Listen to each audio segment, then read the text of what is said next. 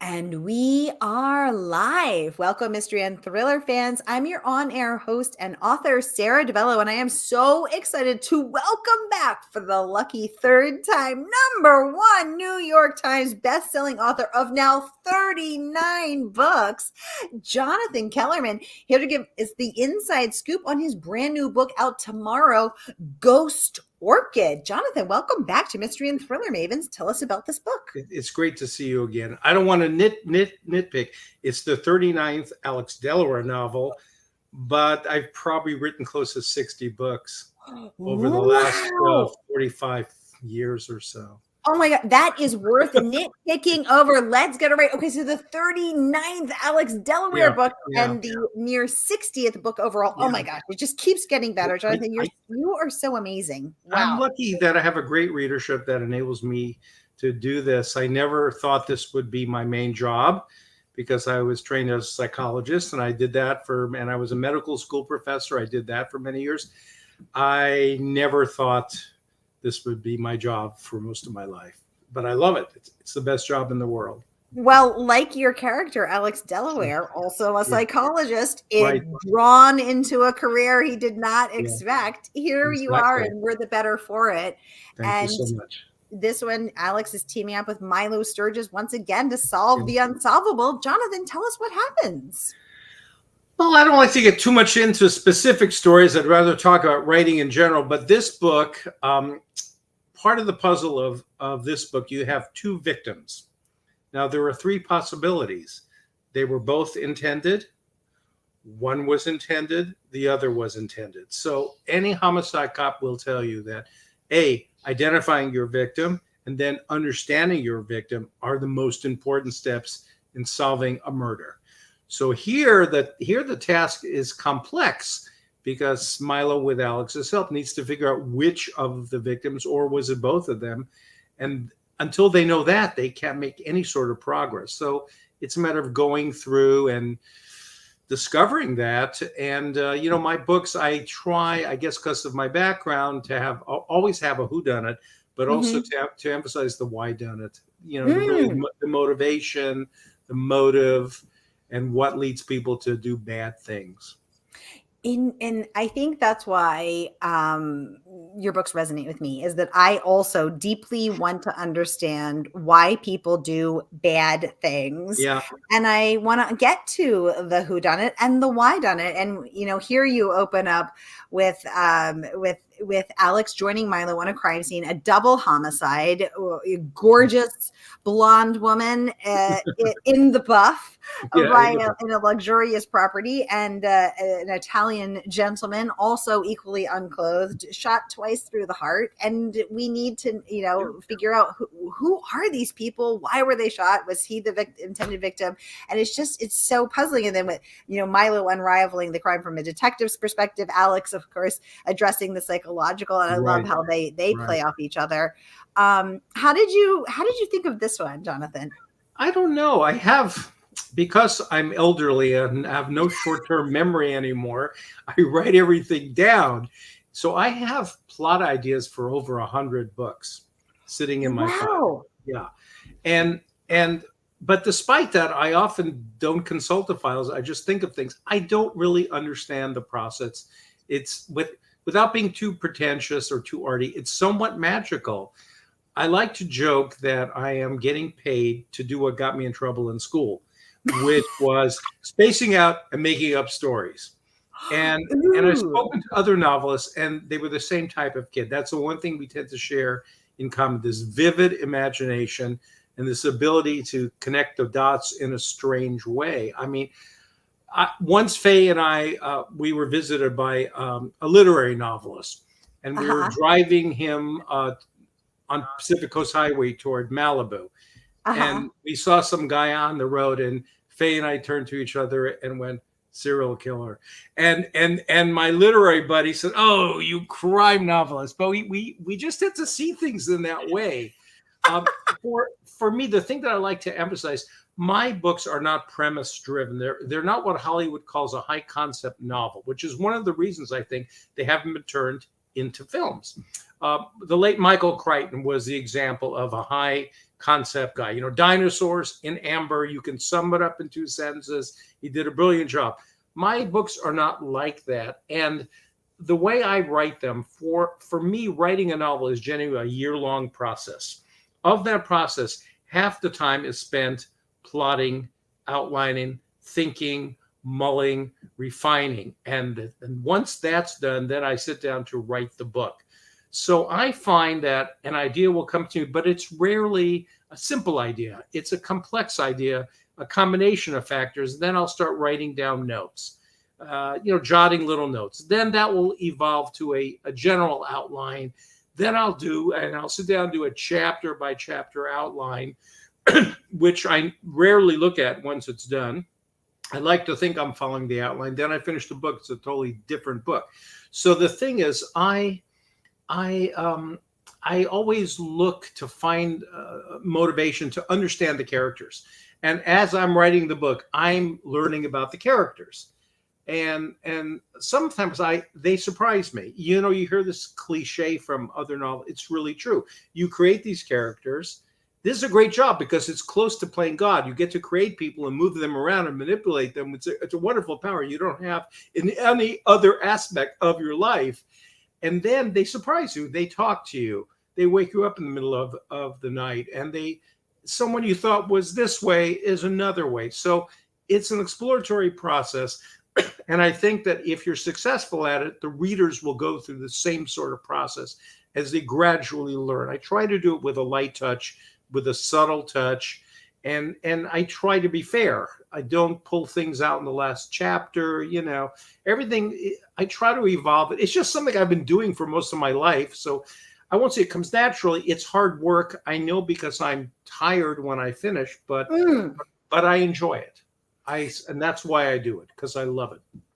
And I think that love comes through. What's really interesting to me is that the emotion and the intentionality with which the writer sitting on that side of the page puts into it and feels as they're writing can be felt by us as the reader a year or years and thousands of miles away through the conduit of an inanimate object. We can tell that you're having fun, that you love this, and that this craft is, that you're passionate about this craft, and that comes through, which is why I think that resonates. I mean, I've been very, very pleased because I've written so many books, and even these later ones, what people are saying is he's not phoning it in. He's still writing.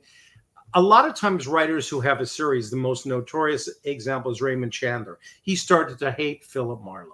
He really had problems with writing it. Now, of course, Chandler was a misogynist, a misanthrope, and an alcoholic. And he only wrote, I think, six Philip Marlowe books, if that. It doesn't bother me. I've done non-Delaware books, and I've done both, and I've enjoyed writing them all. But I really like writing the Delaware novels, and to my understanding, it's the longest running crime series, certainly in America. I mean, you're going on since 1985. Wow. And I really enjoy it because it enables me to tell a certain type of story, a psychological type of story, a type of story in which you forget the past at your own peril. Ooh, I like that. Jonathan, I just want to let everyone know we are broadcasting live to 6 different destinations across Facebook and YouTube. So we are here to connect readers to their favorite authors. Great. So if anyone has a question or comment for #1 New York Times bestselling author Jonathan Kellerman, just get them going in the comments. Neil is joining us from Facebook. He says, Jonathan, your sentences are so perfect that sometimes I stop and just read them over and over. Neil, thank you very, very much. The way I do that is I write and rewrite and rewrite and rewrite and rewrite. I'll do as many as 20 drafts of a single sentence. I'll come back the next morning. First of all, I start each new day by rewriting what I did the previous day. All the stuff I thought was so brilliant in the cold light of morning has paled. And I start by rewriting, which serves a dual purpose. First of all, it improves the writing. And second of all, when you're writing a novel, let's say it's 400 pages. Let's say you do 5 pages a day. You don't want it to come across as 85-page chunks. You want it to come across as a coherent whole.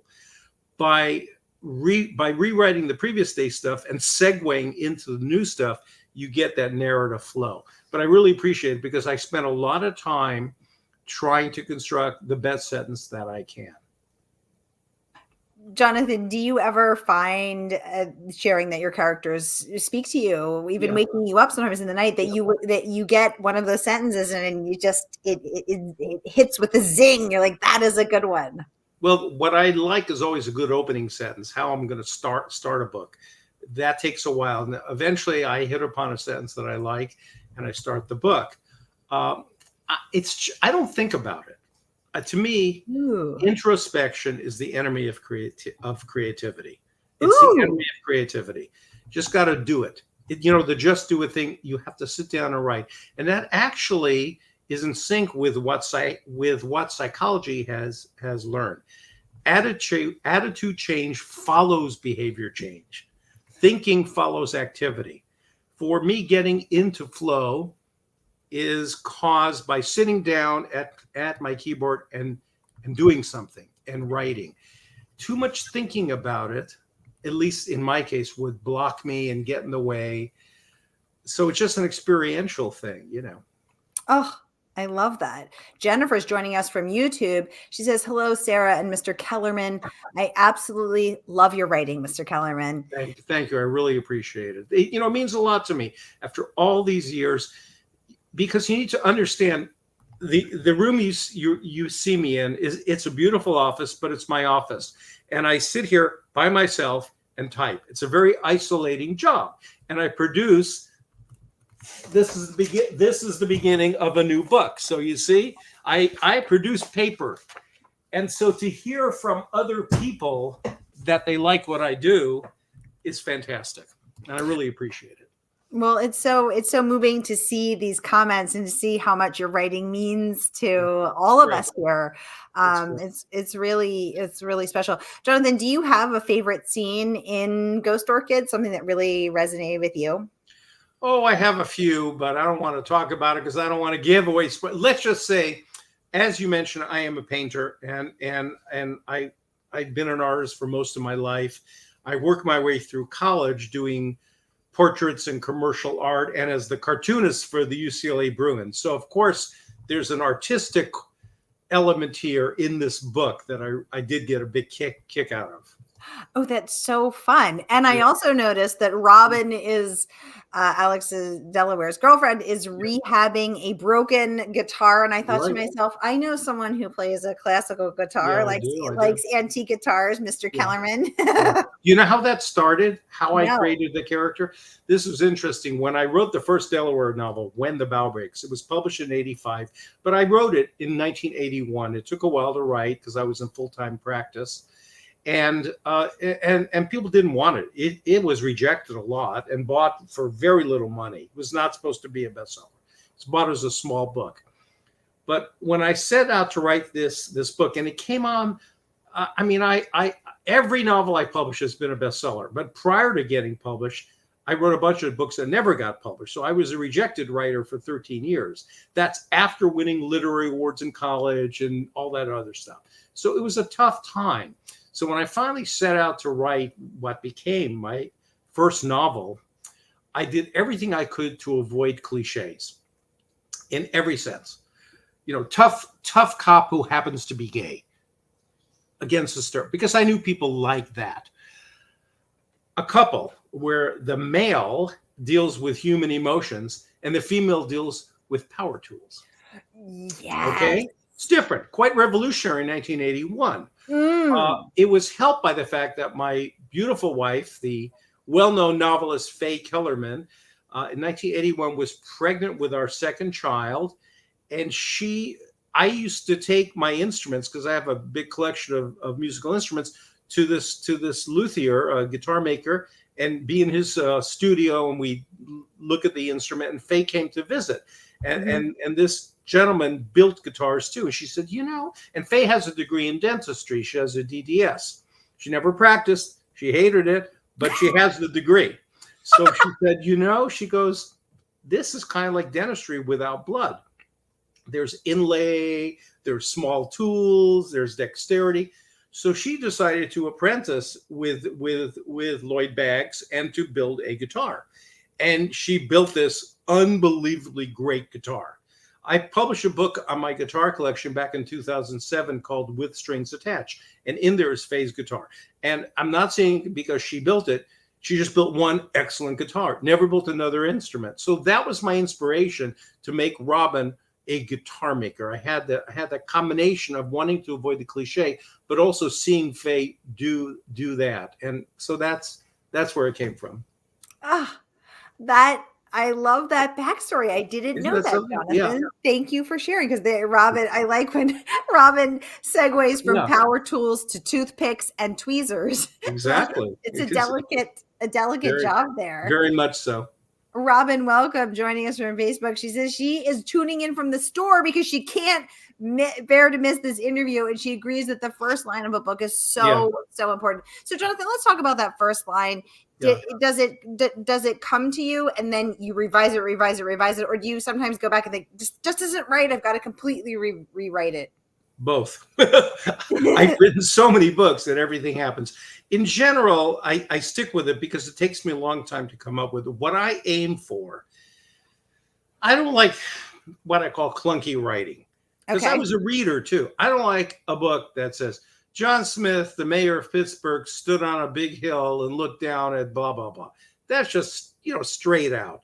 I like, and I learned from reading other good writers like Elmore Leonard and Stephen King, to start off in kind of an offbeat, almost distracting way. In other words, talk about something that the book's not going to be about, but this gets us into the book.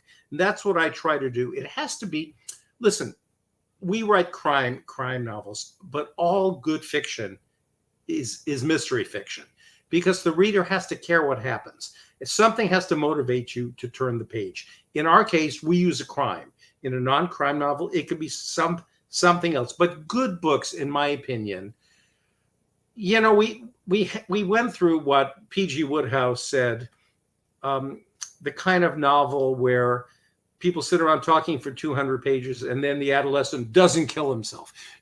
Books about nothing. And now I think we've moved away from it.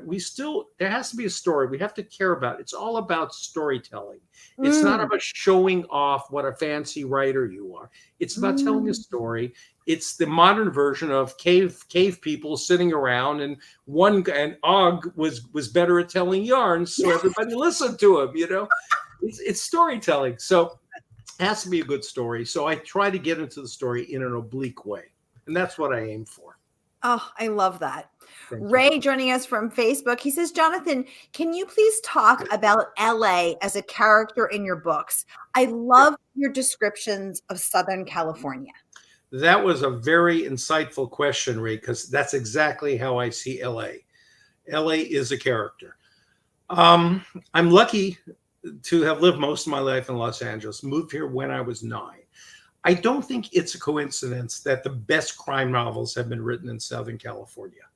All the way from Santa Barbara down, you have Ross McDonald and Margaret Millar and my late wonderful friend Sue Grafton, all in Santa Barbara, what they call the Santa Teresa, because Ross started that. Down to LA, you have Chandler and lesser known writers who also plumb the depths of Los Angeles. It's always been amazing to me that New York, with all its issues and complexities, hasn't spawned a whole lot of really good crime series. I think Larry Block's Scudder series is the exception. That's a wonderful series with a great sense of New York flavor. Of course, when Hollywood made a movie out of one of them, they switched it to LA and screwed the whole thing up. But anyway, LA is a character, and I'm lucky that I live here, because I could be writing the same stories, but people wouldn't be as interested. People are interested in LA all over the world. I think LA, and I've thought a lot about this because I've been asked this question: why is LA such a good setting for a crime novel? First of all, LA, and I was saying this 30 years ago, is a third world nation. Huge disparity between the haves and the have-nots. Here, if you have money, it's out there, it's conspicuous. There's none of this keep it under the bed. There are other cities that do that. Venice is like that. Prague is like that. And why is Venice like that? Venice is like that because it was a city state, and the doges try to make it look really fancy and strong so people wouldn't attack it. In LA, I'm not sure that's the reason, but tremendous disparity, which creates tension. The second thing is weather. Even the bad guys don't come out in really bad weather. They're lazy. But if you have warm weather, and in fact, warm climates have the highest crime rate. The highest crime rates in the world are in Latin America. People get hot. Chandler has this great passage where the Santa Ana winds are coming in, and a woman's standing there in the kitchen with her hand closing around a knife as she looks at her husband. Heat, but sunshine. The other thing is that people come to LA as their last stop. There's nowhere else to go once you hit the Pacific Ocean. So a lot of people come out here because they're finding themselves because they have stress. When I was in practice, before I saw a new patient, a child, I would always do a family history. And I was amazed, among things you ask, what's your support system? What's your extended family? People didn't have it. So many people had moved and left everything behind in the Midwest, in the East Coast. So there's a lot of that. But the main reason I think that LA is so perfect is that our business is the entertainment business. It's the film business. And it wasn't that way when I was a kid. When I was a kid, there was aerospace, there were regular jobs, there were factories, there were all kinds of things. Hollywood was part of it, but not in the way it is now. The last few decades have seen that grow. So the city is obsessed with Hollywood. And what is Hollywood? Hollywood is a business that trucks in fantasy. It trucks often in lies, and I hate to say it, but it's full of some really rotten people. I've talked about this before, but I'm sure most people have seen the movie Get Shorty. But if they've read the book by Elmore Leonard, it's a wonderful book. And Elmore Leonard wrote it because during his early days failing as a novelist, he depended on Hollywood for screenplays and adaptations. So think about the plot of this book. The main character is a guy named Chili, played by John Travolta in this movie. Chili is a bone breaker for the mob in Florida. Okay, that's what he does. He's a bad guy, beats people up for a living. He's brutal. He comes to Hollywood, and he's appalled and almost frightened by the terrible people he meets in Hollywood. So I think that's what Dutch Leonard was trying to say. It's, the Harvey Weinsteins is nothing new. For years, we had the casting couch. Now it's changed, thank God. But it's always been a venal business. And I think that itself leads to a wonderful setting for a crime novel. So that's a long answer. And that's why LA is a character in my books. That's such a great answer. Thank you, Jonathan. Oh, we have your fellow therapist and your biggest fan, Ms. Judy Ginsburg Sinsheimer in the audience. And she says, Jonathan, the relationship between Alex and Milo is golden. The Milo eating in a sloppy way is so real. How did that relationship develop? Well, Milo was created out of whole cloth. It's very interesting because people who are not creative can't understand the fact that you can make stuff up. So I had so many people, especially in the early days, say, oh, I know who Milo is based on. He's based on that guy. No, he's not based on anybody. Delaware has some similarities to me because I wrote what I knew as a psychologist, but he's younger, more handsome, thinner, taller, braver. He's Walter Mitty. It's a Walter Mitty, but Milo comes from whole cloth, and he was invented in the same way. I was avoiding cliches for this. You never know it's going to be your first novel, and you never know it's going to go further. So you throw everything in there. And I said, it's a crime novel. I'm writing a crime novel, but you have to have a cop in there, and he has to be a major character. I personally don't like books where the amateur does it all and shows up the cops. That's just silly. So I knew we had to have a cop. But in all the books that I'd read, the cop was such a cliche. He was a hard drinking, wisecracking, tough guy. I said, what if we have a guy who's kind of a gruff guy, but he happens to be gay and it doesn't matter. Gay, but so what? Which was very revolutionary in 1981. It's the first gay character in mainstream fiction. Interestingly, the reaction from the gay community has been interesting. The early days, I got all this, oh, thank you so much. And I got awards. And then people start saying, how can Kellerman, as a straight man, presume to write about the gay experience? Okay. So, but that's just silly. That's the whole, misappropriation nonsense. I'm a novelist. I can write about anything because I know how to do it. I just don't write about guys my age. I can write about women. I can write about kids. I can write about people from all backgrounds because I'm curious about the world and I know a lot of people. So that's where Milo came from. I tried to create a foil for Delaware, who's kind of this self-controlled, doesn't talk a lot, does a lot of listening. He's a therapist, good-looking guy. And these two have evolved and become best friends. And I thought the notion of a straight man and a gay man having a friendship was also a revolutionary, non-cliched thing. And why not? I have gay friends, so why not? So that's where he came from. In terms of his eating habits, catch me on the wrong day.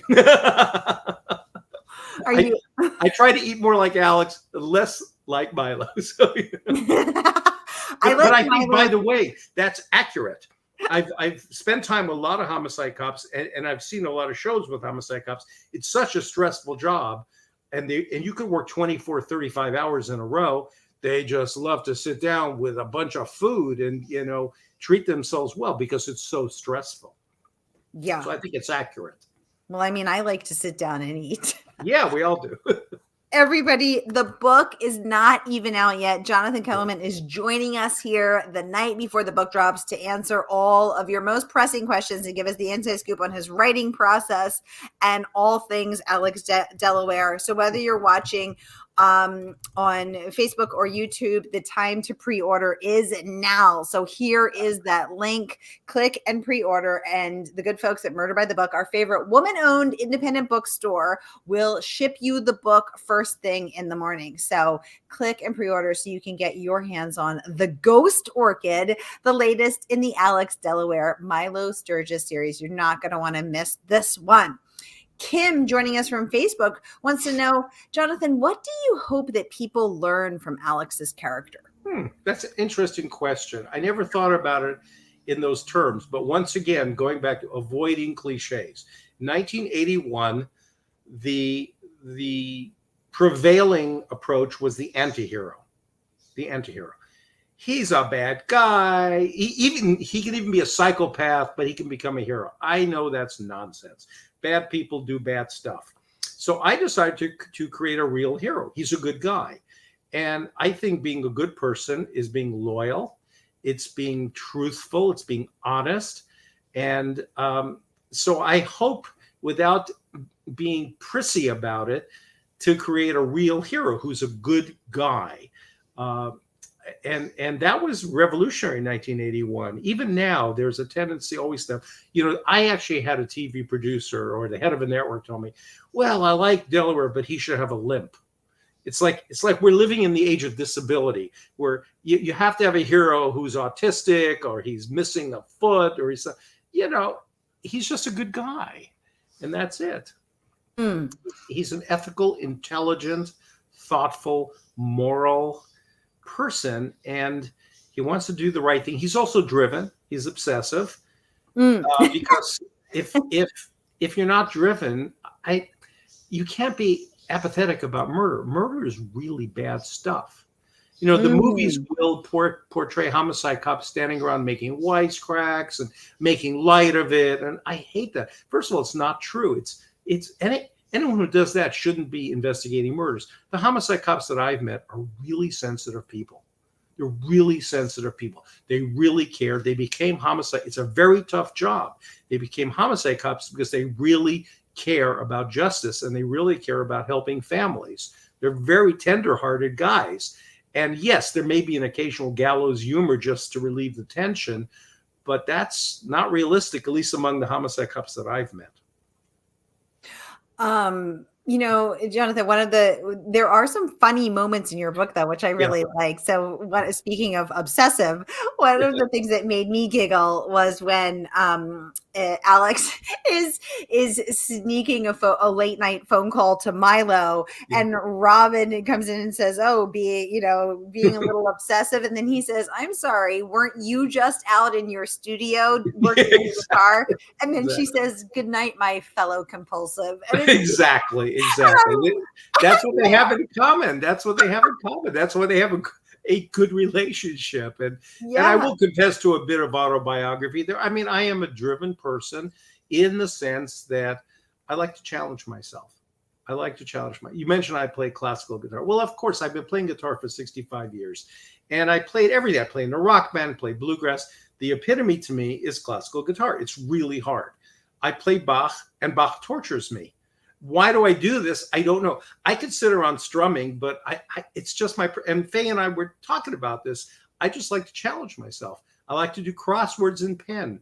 When I paint, people say, is it relaxing? I go, I guess, except not the way I do it, because I copy old masters and I'm super realistic and I don't just throw paint at a canvas, which is fine. It's just not my personality. I'm very focused and I like a challenge, a personal challenge. Wait, so if you do the crosswords in pen, Yeah. what if you make a mistake or you don't make mistakes? I will occasionally make a mistake. I mean, I can do everything through Saturday pretty easily. You know, Saturday crossword puzzles are a little tougher, and I will make a mistake and I get mad at myself. And Faye says, "Why do you do it in pen?" If you get it.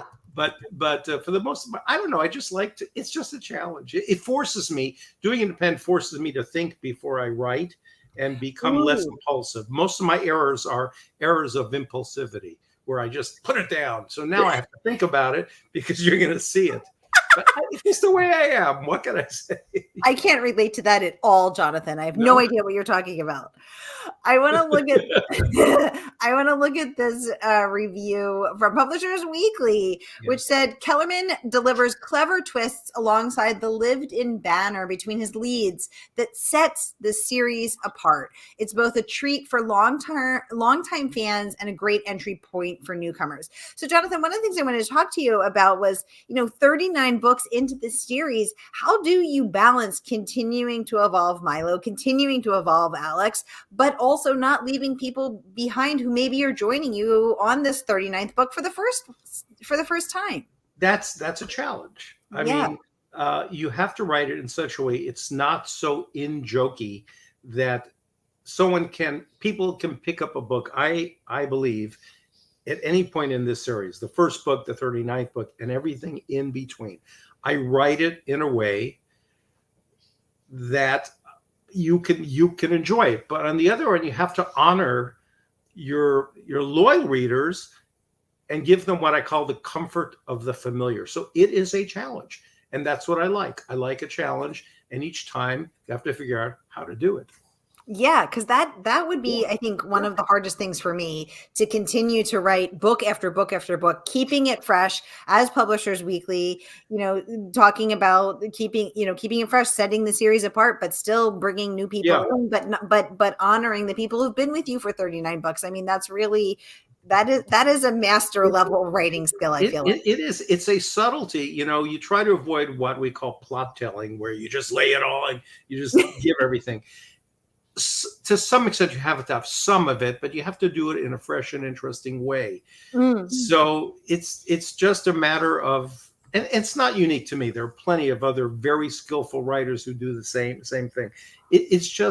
It's a challenge. It's hard, but you do it well. And Booklist also noted that, saying Kellerman continues to surprise and shock this. So Booklist reviewing all 60 of those books and the 39 books in the Alex Delaware series, praising your ability to continue to deliver, as you said, not phoning it in and shocking and surprising the reader. I mean, Jonathan, how do you continue to build and bolster that well of creative energy within you?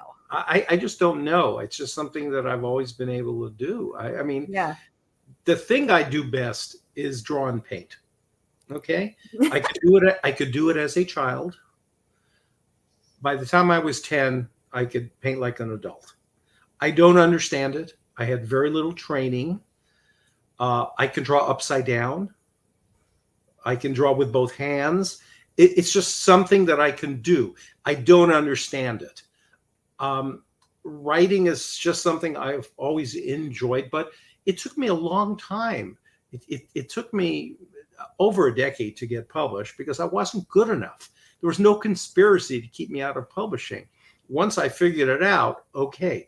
But once again, you just never know. You could write a book and people hate it. I've written books where the reviews weren't good and I thought it was a great book, but you put yourself out there. And if you train to do something else, I was a psychologist.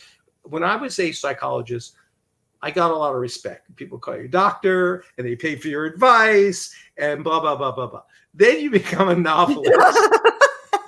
And publishers basically treat you like an idiot savant. Publishers' view is, if we could only do books without novelists. I'm sure they hope AI takes over because they just think we're a bunch of babies and temperamental people, and we're a pain in the ass. And, it's just a drag. They have to have writers to produce books, but that's just the way it is. Creative people are a little bit different, So. Oh my gosh. Well, one thing I also wanted to talk about was the review from Bookpage saying Jonathan Kellerman has created one of the most enduring and acclaimed series in suspense fiction. His prose is fast-paced without being in any way hurried or abrupt, and Delaware and Sturgis play off one another exceptionally well.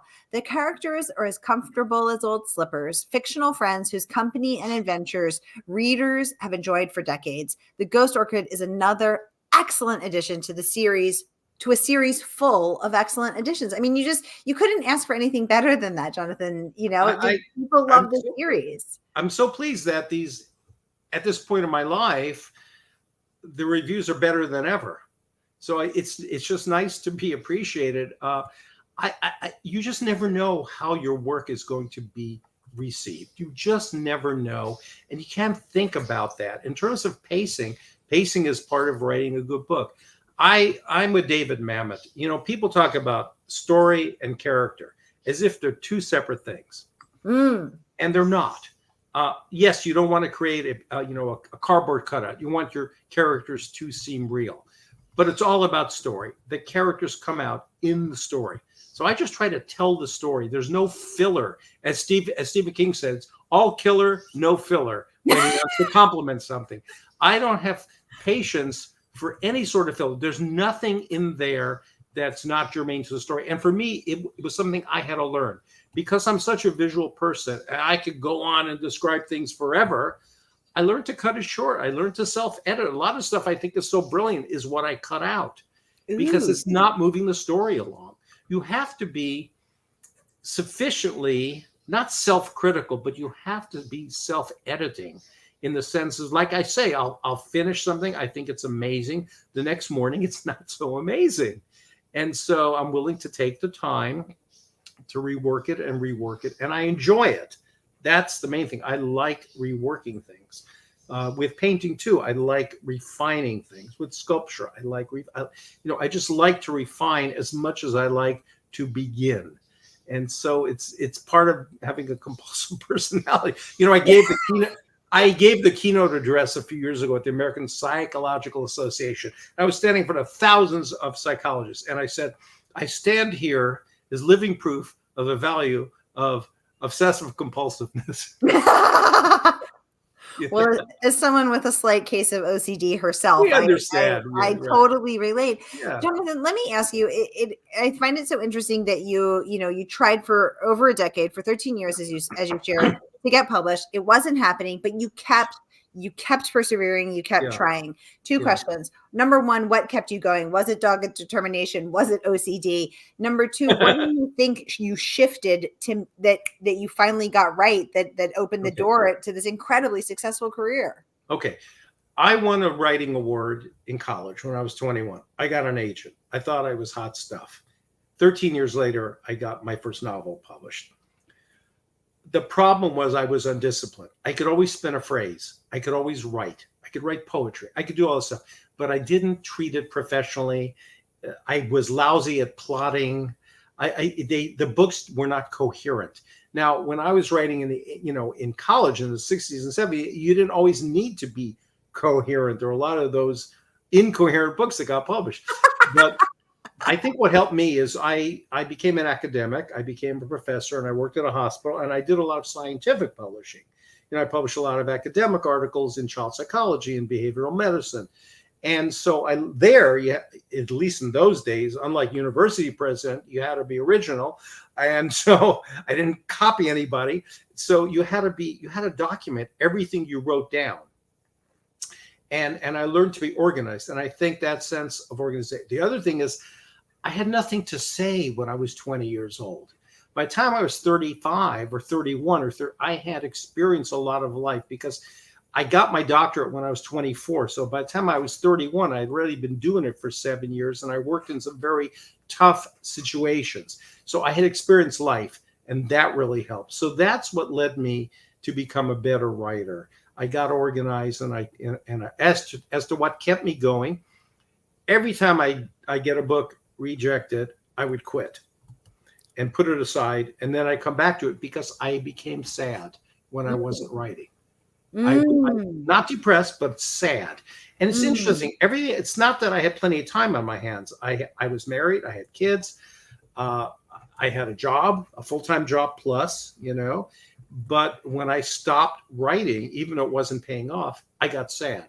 So I started to realize that for better or for worse, I was addicted to this. Oh, Jonathan, I love that. You were called to be a writer, and you felt that in your heart, and those books had to come out, and they were going to come out no matter how long it took you. I finally got the skills. I finally got good enough to go publish. So, Jonathan, in terms of your writing day, are you a butt in the chair? You're not getting up until you hit 1,000 words or 10 pages or one chapter or whatever it is. Or are you a person who's like, it's not flowing. I'm going to go play my guitar, paint some paintings, and then get my creativity flowing, and then come back when it is, when I am more in flow. I've never had writer's block. Never had writer's block. Never experienced it. And I think it's because I outline. The late Robert Parker, who wrote the Spencer series, I have a whole bunch of Bob Parker quotes. One of them is, they asked him about writer's block. He said, when you call a plumber, does he say I have plumber's block? So I don't block. Once I tend to sit down and write. You don't wait for inspiration. You just write. And sometimes it goes well, sometimes it doesn't. But when you've been doing it for so long, you forgive yourself a little more easily. And generally, I'm pretty happy with what I do. I don't have a word count. I just write until it kind of stops. And I usually I start making a lot of typos. So that's telling me that I'm getting tired. I'm running out of steam. Oh, here's my dog. So, Colette, come here, baby. Come here, sweetie. Colette. Oh, she's ignoring me. Your partner in crime. She much prefers Faye. But anyway, so it's just kind of an organic thing in which I just stop when I'm finished. It tends to work out to about 3 to 5 pages a day. So I love that. And then you revise it up to 20 times. Oh, or more. I mean, I just keep working until I'm happy. I started this new book, these pages that I showed you right on my desk, and I've just gone over and over and over it until I'm finally happy with it. I love that. So, Jonathan, I just want to clarify something you said at the beginning. You said it takes you a year to write the book, and how much of that time is spent outlining versus about half and half? It's about half planning and half writing. 6-7 months planning, 6-7 months writing. So when Jeffrey Deaver came on, he shared that he writes his outlines, which run up to his same thing, 6 months, and then he goes into it. He writes in a completely blacked out room, tactile typing, and that the outline, I'm assuming your process is the same because, I mean, obviously that's just basic, but that the outlines can run 180 pages. How long do your outlines usually run? I've done longer, not that long, 20, 30 pages. And as I say, I don't have any of these eccentricities, dark rooms. I just come to my office. I feed my fish. I've already spent time with Faye, listening to music. Faye and I have been together 53 years. Oh. And wherever we are, we spend the morning together. We really try to spend the morning. We listen to music. We have coffee. We talk about our kids and grandkids and our dog, who's the 5th child who doesn't talk back. And it's, and the other thing, because I treat it as a job, I don't write in my bathrobe or in my pajamas. I'm usually in the gym for a while. Once I finish exercising, I take a shower, I get dressed, I shave, I look like a mensch, and I sit down and write the book, So I'm not very quirky. I have a lovely office here. As you can see, it's really a pretty place. Beautiful. But the truth is, once I'm here, I'm not even paying attention. We used to have a house in Santa Fe, New Mexico, and I had a beautiful office with gorgeous views of the Rocky Mountains. And I don't think I ever looked out the window when I was working there because I was just staring at a wall typing. So everyone has a different style. I just don't think too much about it. And I have to be flexible because in my failed writer days, I was working from 11 p.m. to 1 in a garage. So because I was working full time. I'd come home after seeing a lot of patients, and I ran a program at the hospital with 3,000 patients. I had a staff of 12 people. It was a complicated job. And so I'd come home, be with Faye and the kids, and then everyone would go to sleep. And then 11 p.m. to 1 a.m., I'd write in my garage. And now I have the luxury of writing in the morning. So it's much better, but I can write whenever. But if my morning is busy, I can come back in the afternoon. I'm not beholden to anything rigid. Oh, Jonathan Kellerman, this is a masterclass in writing. It is such a pleasure to talk with you. Everybody, the book drops tomorrow, whether you're watching from Facebook or YouTube. Click and pre-order tonight. And the good folks at our favorite woman-owned independent bookstore, Murder by the Book, will send that book out to you tomorrow. And you too can get your hands on The Ghost Orchid, Jonathan Kellerman's 39th book in the Alex Delaware series. Jonathan, congratulations. What a pleasure to speak with you again. I can't believe the next book will be number 40, and you have to come back and give us the insight on that, because that's a big deal. This is amazing. I think talking to you, Sarah, is something I look forward to every year, and I hope to be doing it for a long time. Me too, Jonathan. Such a pleasure and an honor. And thank you for sharing your wisdom and your light. Thank you all for joining us. Thank you, Cindy, Carol, Shanae, Sybil, Dot, Carolyn, Helen K, Robin, Steve, Jonathan, Kim, Susan, Rebecca. Oh my goodness. I can't even get to everybody. Thank you, Cindy, for watching. Catherine, Patricia, Linda, Steve K, Robert, and Olivia. And if I missed anyone, I'm so sorry. Thank you all for joining us. What a pleasure to chat with you and to share our Mystery Monday with you, getting our week off to a killer start. May the pages fly and the days as well. And I will see you all next Mystery Monday. Take very good care until then.